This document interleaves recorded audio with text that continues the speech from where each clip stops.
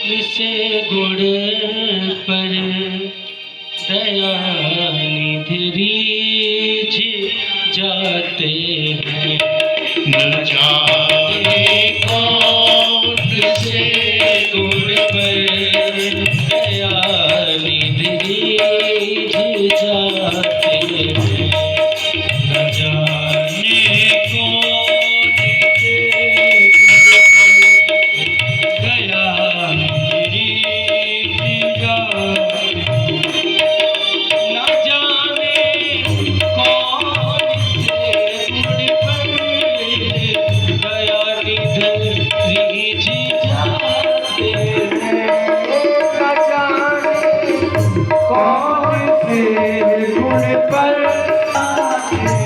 कौन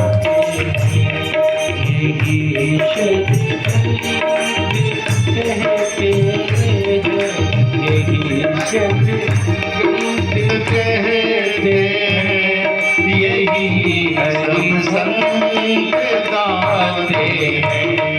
न जाने कौन से गुण पर दया निधि रीझ जाते हैं।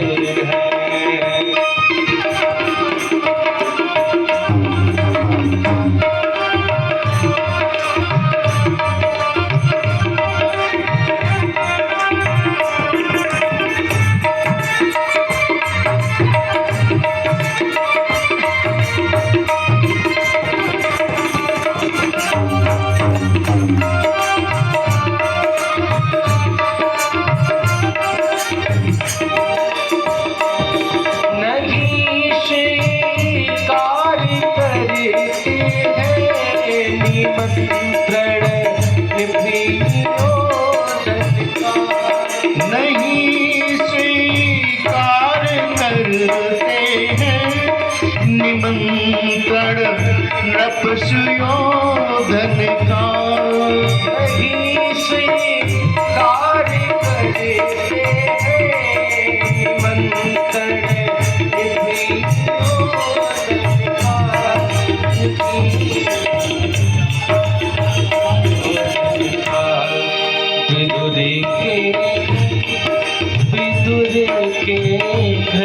विदुर के घर पहुँच करके भोग छिलकों का लगाते हैं। विदुर के घर पहुँच करके भोग छिलकों का ओंकार ममलेश्वर दूसरे के रूप में यहाँ विराजमान है। महाकाल उज्जैन को आप जानते होंगे, वहाँ पर तीसरा ज्योतिर्लिंग विराजमान है। यहाँ गोप बालक के लिए भगवान महाकाल स्वयं प्रकट हुए। ऐसे ज्योतिर्लिंग को यहाँ प्रकट कराया ओंकारेश्वर के रूप में। चतुर्थ ज्योतिर्लिंग यहाँ दर्शन मिलता है। तो आप एक एक ज्योतिर्लिंग नहीं जा सकते, आयु बहुत हो गई। यहाँ बाबा का धाम है, कहते इसी की अगर आप परिक्रमा आदि कर लें तो आपको 12 ज्योतिर्लिंगों का एतानि ज्योतिर्लिंगानि वाराणस्यां तु विशेषम त्र्यंबकम गौतमी तटे हिमालय तु केदारम पुष्पेशम च हिमालय। नहीं जा सकते तो एक ही ज्योतिर्लिंग का आप स्मरण कर लें। कहते हैं यहाँ एक महर्षि हुए गौतम, उनके ऊपर हत्या का आरोप लगा था, मिथ्या कलंक की चर्चा हुई। उन्होंने भगवान शिव के पार्थिव अभिषेक से अपने पाप को मुक्त किया है महाराज। तो यहाँ उनकी कृपा से त्र्यंबकेश्वर का जाकर के वहां उन्होंने पूजा और अभिषेक किया। आप सब जगह नहीं जा सकते तो कम से कम एक स्थान पर जाकर के भगवान का पूजन कर सकते। ना करें क्योंकि आप केदार गए और केदार जाकर के भी आपने वहां पिकनिक मनाई तो क्या घटना घटेगी? कोई फल प्राप्त नहीं होगा। आप काशी विश्वनाथ गए और आपने वहां भी पिकनिक मनाई, कोई फल प्राप्त नहीं होगा। आप वृंदावन गए और वृंदावन जाकर के केवल दही कचौड़ी पापड़ी खाते रहे तो भी फल प्राप्त नहीं होगा। आप जहाँ पर हो, जैसे हो, जिस स्थान पर हो, वैद्यनाथ जा पाओ ना जा पाओ, 9 ज्योतिर्लिंग है, आप यहीं से उन्हें स्मरण करो, आपको उसका फल प्राप्त होगा। क्या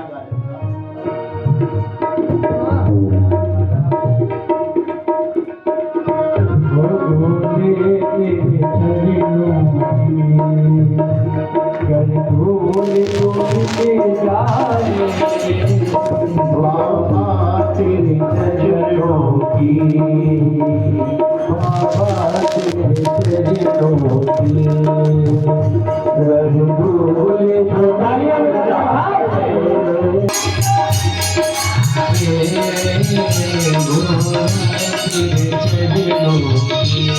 देखो सीमित साधनों में आपने शिव पुराण सुनी है। सीमित साधन ध्वनि व्यवस्था आप तक पूरी नहीं पहुंच रही। एक है वो विस्तार से अपने मन को पूरा कर लेता है। किसी किसी का मन होता है हम छप्पन भोग का आज भोग लगाएं, भगवान ने स्थिति नहीं दिया। कोई सोचता है भगवान शिव का मैं 1000 बिल्व पत्र से शिवार्चन करूं, स्थिति नहीं हुई। लेकिन इस शिव पुराण को सुनने के बाद यदि आपकी स्थिति बने तो इस महादेव के मंदिर में 1000 बिल्व पत्र से तुम शिवार्चन जरूर करा। आपके जीवन का बहुत बड़ा कल्याण हो जाएगा। मन में भाव रखो। यहाँ 12 ज्योतिर्लिंगों की स्मरण करते हुए शिव सहस्र नाम का वर्णन किया है। यहाँ शिव चरित्र का शिवरात्रि व्रत का उद्यापन बताया कि 14 वर्ष तक आप शिव रात्रि का व्रत करें और फिर उसका उद्यापन कर सकते हैं। भगवान श्री कृष्ण ने अपने उपमन्यु गुरु के द्वारा प्राप्त ज्ञान से भगवान शिव जी का पूजन किया और उन्होंने अपने पुत्रों की प्राप्ति किया। 16,108 रानियां थी तो 10-10 बेटा और एक पुत्री भगवान शिव की कृपा से हुई है। अयोनिज संतान